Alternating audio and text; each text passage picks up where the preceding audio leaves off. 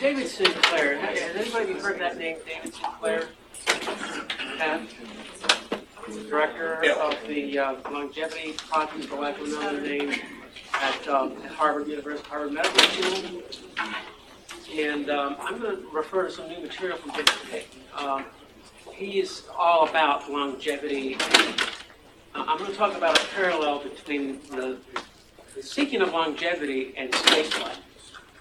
Because if there is an advantage to spaceflight that we haven't acknowledged, there is a market for spaceflight that we haven't found yet, then I suggest it is going to be in longevity tourism. Okay? That we will be going to the moon or Mars. We'll have controlled ecological life support systems that will be free of the toxins that we have here. We have an average of 20,000 toxins within us. In the healthy person, according to Dr. Dietrich Ehrhardt, I'll quote him in the slide presentation when he's setting that up, and Klinghardt, I'm sorry, Klinghardt, who's writing that down. He's a toxicologist who is on the, he's got a YouTube presence. So we've inadvertently rocked along all these thousands of years in civilization and managed to get to today. And now we have a new opportunity to go to new worlds and start a new world from scratch. And I do mean scratch. I mean, you've heard BYOB. Well, now to Mars we'll have to have BYOA. Bring your own atmosphere, right?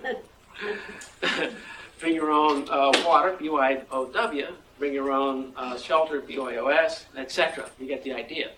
So now the engineers in us, the architects, and all the people who have talents and skills in those areas will be forced to look at the fundamentals of the sciences to make possible these new worlds, possibly better ones than we have, and tailored to individual needs and health statuses.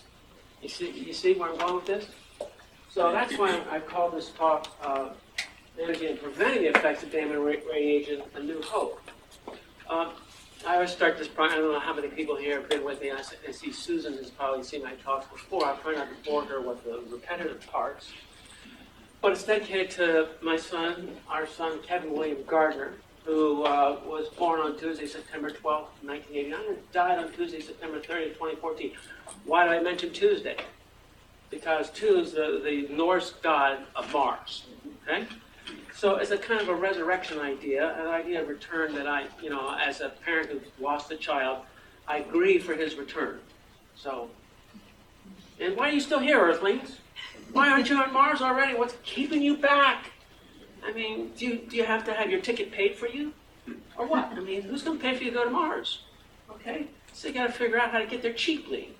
So, so the solution in Independence Day, I was going to show you a clip, but so the solution of the alien invaders in Independence Day is, well, what do you want us to do? Die and go to Mars that way, be resurrected on Mars. Just get off Earth. It's our turn to take over Earth. Okay? And that's why I asked the question I did, because it seems to me that we may already have, out of the 10 trillion visitors inside our own bodies, that some of them might be ready to take over any time. That's what was going on with Kevin. He had a voice in his mind that modern psychiatry couldn't deal with. He had some kind of an endosymbiont which produced a conversational voice in his head. And that was a fact to us. It wasn't an hallucination. I could see him conversing with an unknown person. So, and he had mercury in his brain, which is an excellent conductor of electricity and can act as an antenna. So bring us back to Earth, shall we? The NASA Human Research Program has this complicated chart. You look at NASA slides. They're complicated. It proves that you can't get much out of them without some explanation. Well, the red bars at the top are the red risks, and NASA has a red risk school now. They finally got to, after a scathing report from the Inspector General in 2015, they said, you aren't dealing with these issues of space health. You're all about the rockets, and you're not getting together yourselves because people will perish on the way to Mars if you don't deal with these issues. And the top one is increased cancer risk. And then you've got space radiation causing a degenerative disease. Let's see. So here's cognitive behavioral conditions. Maria talked earlier about that. all kinds of conditions here. All right, and you've seen these graphs before. Radiation affects tissue damage, inflammation, DNA damage leading to cancer. Okay, so there's a little bit of lecturing here. You're free to take pictures here. This is there's a paradigm shift in progress here. I'm a member of Paradigm Shifters Anonymous. Anybody else? Good. You're not supposed to admit to it. Okay. That's the new paradigm. We can admit to it now. Yeah. We're okay to admit to it now. It's good. That's okay. It's cool. Yeah. Well, don't say too much, but just give them a little. Yeah, it's good. Okay. I'll stay with you. Yeah. I'm gonna check in every once in a while. Let's go check in. So these are the premises of this. These conditions, to a varying degree, are present pre-flight at subclinical levels. All these conditions on red risk, we already got them. We've been to the doctor for them.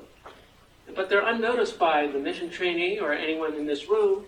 But they're detectable by testing. You can find a pathogen, you can find viruses, you can find blood conditions, all kinds of stuff. You can find it, but find out until you go to the doctor, right? You go take a physical and you find out, oh, I have high H1B. Who would have thunk it? See, premise 2. Every management of an injury, disease, condition provides the idea of a prevention capability. And that's where we are lacking. God bless the doctors in the medical community. They do a heroic job of bringing us back from the brink all the time. But folks, Steve Jobs, one of the richest men in the world, died from pancreatic cancer at the age of what? 60, 50, 50, And pancreatic cancer is very slow growing. And you calculate back, and better minds than I calculate back, he developed that cancer when he was 27 years old. I mean, how can you overlook that? Well, the answer is MRIs detect cancers only when they're about a centimeter, and then it's too late. It's already late stage. So they're developing methods now to do that. You see, this is inspiring stuff. They say we can't go to space if we've already got a cancer growing in us, so let's deal with what we got already. See? And premise 3 is animal studies, clinical trials, and N equals 1, 2, 3 self-trials provide a basis for large, large scientific studies out of institutes like NIH, what have you, provide a basis for test rejection and acceptance of approaches. The N equals 1, 2, 3 is you and me. I'm an N equals 1, you're an N equals 1, if you get to go with your wife and a child, that's 1, 2, 3 infinity, right? Okay. So the idea here is there's a guiding analogy of a disease-injured condition to disease injury in another well-studied, familiar but different field of endeavor. Okay. So, the idea of removing damaged information storage in biological cells is analogous to the removal of accumulated scratches on compact discs. That's how David Sinclair talks about it. Funny, huh? Isn't it funny? And as above, so below. That's another way of saying the same thing. You look at stuff outside of you, and then you say, hey, that's going on inside of me too. So you take a picture of the Hubble Deep Field and take a picture of your brain in a certain frequency. But they look the same. It's a network. See? So they started this consortium for space genetics at Harvard Medical School a few years ago. I said, thank God they got the message, that this is a new environment for pharmacological studies. And that's what they do. They do pharmacological studies, how to produce medicine, because they're funded by the pharmaceutical industry. God bless the pharmaceutical industry. But they're running out of steam. They're in their, they're in the hyperbolic phase of their industry. It costs more and more and more to get less and less and less, right? And now there's all kinds of suits going on because there's side effects and stuff that are coming out now because the pharmaceutical model has got to move into space. It's got, and that's why they're doing this. So I've looked at a lot of David's stuff, and he sent a researcher to the ISDC, the NSS conference 2 years ago, and we discussed some of these things. And I'll discuss a private conversation since it's now public in his research. But first of all, so you can see a person here, that could be me last summer, get a sunburn, it shows up on the side of his face in the sun. We know that sun damage, DNA damage, broken chromosomes make you look older and even accelerate aging. Okay? And if you have chemotherapy or radiotherapy, you won't just feel older, your body will be older. And we haven't understood why that is. Well, the old idea that came out of the 50s for most of the physicists who were working on the Manhattan Project, God bless them, at the end of the war, 1945, their idea was that we ran out of genetic information, okay? And mutations, and I'm sure you've probably all heard of the mutation theory of aging. Let me just repeat what he said. that we lose our genetic information. Turns out that's probably wrong, because we can make mice that have a lot of mutations, and they lose a lot of their genetic information, but they don't age prematurely. How about that? They don't age. They just, okay. So the problem starts with Sinclair's epiphany, and his research shows that the problem starts with the epigenome. It's not in the nuclear genes or damage to the nuclear genes. And the epigenome is what is a runtime module that runs your genetic code. It actually expresses or doesn't express your genes. See? So the epigenome is an analog system, not a digital system. It's got millions of values. It's much larger than the genome as such, and it's based on the history. It's got to react fast to change. It's got to be reasonably accurate, but not entirely accurate, because there's a process of testing. See? And so that's you and me too. We participate in the epigenome. We turn on or turn off expression of our genes by our behavior and our activities. So, Thomas Seyfried, who's heard of Thomas Seyfried and the mitochondrial theory of cancer? Okay, well, he figured out some years ago, based on work done back in the 60s and even earlier, that the mitochondria are the source of genetic damage. It's not in the nuclear DNA. The mitochondrial DNA are faulted, and everything damage to the DNA and growth of tumors is downstream of the mitochondrial damage. Well, you wonder what could affect the mitochondria if it's radiation, if it's carcinogens, if it's toxins. How could it only affect the mitochondria, not the nuclear material? Well, we'll come back to that question. So, how many knows that the Nobel Prize was awarded in 1931 for the cure to cancer? How many people know that? It was cured in 1931. There's a Nobel Prize awarded to Otto Warburg in Germany for it. All right? You wonder, well, I know people who've died from cancer, and this man said what caused it and how to cure it. Okay? So, and that's what was done. It was not considered a fatal disease back in the 30s.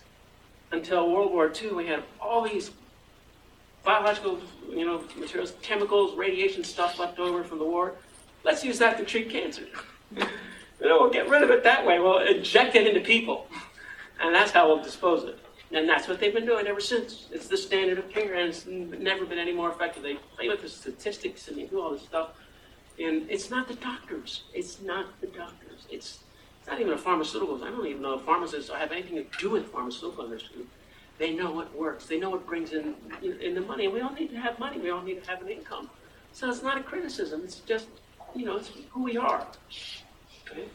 So a crew on the Mars and visiting on Mars needs a package ecosystem. Now here's the other idea.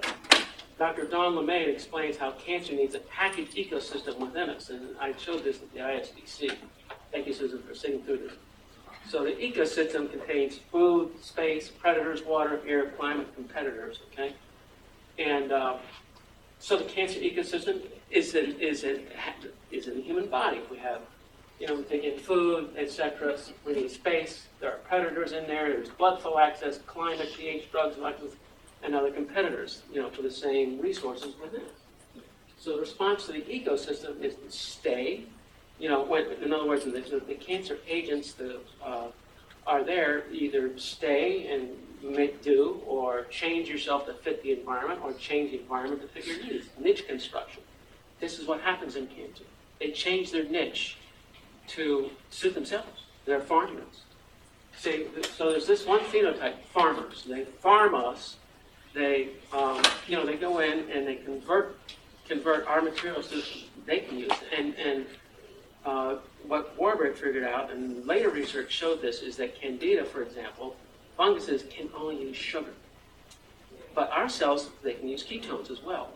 And we work very well with ketones, and the brain is very efficient on ketones after a period of adaptation. Many people have done the ketogenic diet or intermittent fasting, either one. Okay, all right, there's a few here. You know that it works, it's effective. Well, it also stops down cancer processes, too. Now, there's other things that feed cancer besides sugar, but if you stop taking in sugar, you'll slow down the progress of your tumors. And Steve Jobs, if he'd known that, would have had different food available at the cafeteria at Apple, I'm sure.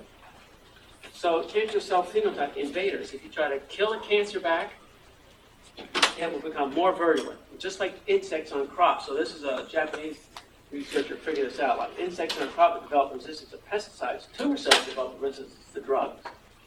So agricultural pests always adapt to pesticides. Okay, this is from Yidong Wu, professor of Nanjing, I'm sorry, in apologies to my Chinese visitors. So, so you approach, this is what Dr. Lemaine does in her practice, integrative pest management ecosystem, see?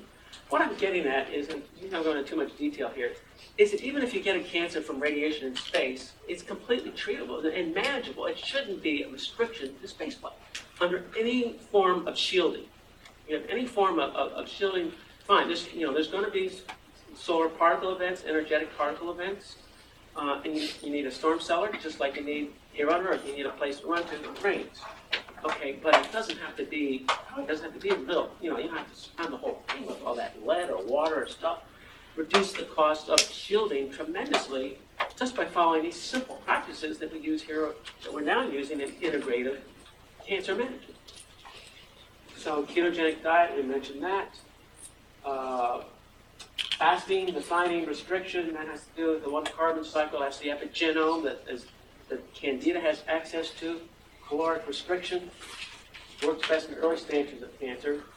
And here, this was figured out here at USC. Fasting reverses lymphoblastic leukemia in animal models. Fasting alone robustly inhibits the initiation and reverses the leukemic progression of cells in the immune system. So here at USC, they found that fasting cancer patients on chemo, so they're on chemo, but they fasted. So decreased DNA damage in white blood cells, decreased IGF-1, which is important to the growth of cancer, better white blood cell counts, and works right away, 48 hours. Okay? And pH adjustments, alkalization. Prostate cancer, pH increase prevents progression and death. So we have a metabolic pH range of 7.35 to 7.45 in the blood serum. That is necessary for carbon dioxide oxygen exchange on the hemoglobin molecule. It doesn't happen at any other pH. So the body maintains that rigorously and vigorously. Well, if you compromise that with acid stuff in your gut, or you're not digesting your foods, you produce an acid product, and that lowers it into the range which is favorable to guess what? Pathogens. You get your pH, keep your pH up in that range, 7.35, 7.45. You vastly decrease your susceptibility to pathogenicity. Okay?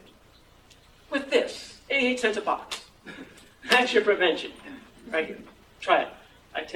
What I do every morning, I take my pH, I recommend it to you. This has been done in different places. You don't hear about it because it's cheap. Okay? Nobody can make a living on this, but we all can live on it. You see what I'm saying? You can make a living, but you also got to live. And this is simple stuff you can do for yourself. Check your pH in the morning. If you're acid in the morning, take some baking soda. Okay? When you go to bed at night, after you've had a strong meal, you probably have undigested proteins. One horrible thing I still do, I eat too late, and the food just lays inside of me. And today I started to turn over a new leaf. I'm starting to eat in the morning and do my intermittent fasting from 5 in the afternoon, 6 or 7 to 10 or 11 the next day. So there's the pH. And so it works best in the early stages of cancer. This goes back to the cancer years. Increase the intraprostatic pH by 0.2 units. And it promoted proliferation of dangerous elements. This is alkalization, increases circulating tumor cell concentration. And then on the right is with bicarbonate. They had this gentleman from Colombia demonstrate bicarbonate in his usage of that bioreactor he developed for the algae. So there's some more slides here about this. Keep cancers in the range by using adaptive therapy, not maximum tolerated dosage. That's what NPV stands for. And for so-called incurable cancers, use the adaptive therapy. Use low drug doses, combine dietary immunity with anti-cancer drugs to nurture the pool of treatment-sensitive cancer cells and keep patients alive and symptom-free for a normal life. This is what she's doing in her practice already. If you look up Don Lemaine, you have somebody who's got a terminal cancer diagnosis, contact this lamp should not be one. Leanne. Okay, so this comes the part that I haven't heard in Dr. Sinclair's lectures yet, or his research. It may be there. I discussed it with his research 2 years ago. That candida has a major effect on the epigenome. It manipulates the epigenome, again, to its own use. It's capable of converting oxymitochondria to fungal mitochondria, which is what's an active agent in cancer. It converts our ribosomes to oncogenic retroviruses, which spread the cancer to other tissues. So it's, candida is a candidate for an alien invasion. This is why I asked about it, because it only has a human host on Earth. And this is some of the process it goes through. It's very well studied, very well known. And one of the things it does, it has a multi-attack war plan on us. And one of that is to create leaky gut syndrome. It creates lesions in the intestine when it grows out of control in the presence of what? Antibiotics and sugar. Those two things promote leaky gut syndrome. Excess sugar all your life, sooner or later, you got a leaky gut syndrome. And it's easy to see. I'll show you how easy it is. Okay, by blood cell test, I get this done once a month for $35 in the Atlanta area. I can see, I can see whether I've got stuff leaking into my blood supply. It's very simple. You can see it right away. You just see red blood cells and some white blood cells. That's all should be there. You shouldn't be seeing funguses. You shouldn't see uric acid crystals. All that's been in my blood. And my son had that too. Unfortunately, it didn't work for him because we insisted on him take the psychiatric medication, which he knew was killing him. So here's what you do. You improve the alkalinizing content of dietary intake, more vegetables, less protein, starches, and grains. And there's some wiggle room with that too. 80-20 rule by volume of greens versus everything else. Maintain your flora with probiotics and prebiotics. Grow your first and second brain, which is your gut. Your gut is probably your first brain, actually, because there's more neurons and more neurotransmitters and nerve tissue in your gut than there is in your brain. It's kind of like a dinosaur. I got two brains. So maintain adequate vascular perfusion through exercise and deep massage therapy. Reduce the intake of high glycemic carbohydrates, processed sugars, natural sugars, starches, and grains. Okay. So as I mentioned at the outset, there's an average of 20,000 chemicals in a healthy individual, 30K in an ill. We can only test for 20 of 30 of these in a living individual. The rest need a higher dissection, more tissue to extract enough to be of clinical significance. And you got to get a pound of flesh. You got to wait for a cadaver. You can't do that in a living person. But they all have clinical significance. They lower the pH is one of the characteristics, and they create this leaky gut syndrome. You can see. And so here's the interesting thing about candida. I said there's some nasty things about candida. There's no publicists here for candida. Any publicists here for candida? Well, if there were, you would stand up and say this. Now, many fungi, such as candida, absorb to their cell walls many times their weight in heavy metals, which protects us from the metals. So it's serving a function. It is doing what you said, sir. It is keeping itself alive in its host. And it recognizes that heavy metals are killing us. Isn't it clever? Isn't that clever? That's very clever. I mean, how does a fungus figure this stuff out? That's why I suggested, maybe there's something behind it. Okay? So, so avoid stuff like, mercury-containing vaccines. You can ask the doctor when you make a vaccine, what's it got in it? That's a simple question. Last time I did that, I said, you got the thimerosal out of the vaccines, did you? And offered a flu vaccine. They said, yeah, but years ago. Fill out this form, sir. 6 items on there. I checked off thimerosal. I'm sensitive to it because it's deadly poison. And she took it back and said, sorry, I can't get you a vaccine. I said, why? She said, because you checked thimerosal. I said, you said you didn't have it in it. It's just our policy, sir. Okay. So, all right. So the candida is engineering us for its own purposes. We can do the same thing. Eskimos do it at the North Pole. Let's do it on Mars. Okay?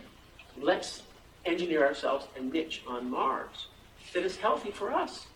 And wise people say we're going to take all of our microbes with us. But we don't have to take the food that feeds them more than it feeds us. Say goodbye to your Twinkies. Okay? Say goodbye to too much stuff, So a fresh lunch on a blank planet Mars. What an ideal new place to start life fresh. Design habitats on a planetary surface where the essential conditions for sustainable life will be enabled by proper design and maintenance by the founders and settlers. And a whole life controlled ecological life support system, which we call cells. So the large separation is, here's my economic argument for this. The large separation space between Earth and Mars will both necessitate and enable provision of the conditions for indefinitely sustainable human life on Mars.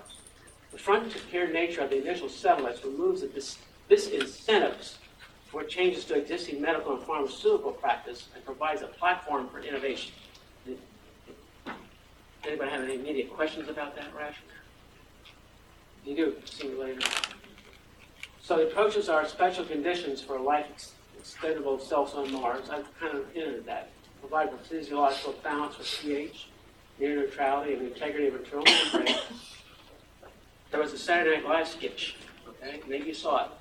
The president started with this idea: build that wall.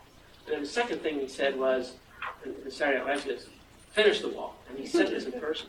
And the third thing, which is the joke line, is that the wall was inside us all this time, and that's what we need to fix. That's what this slide says.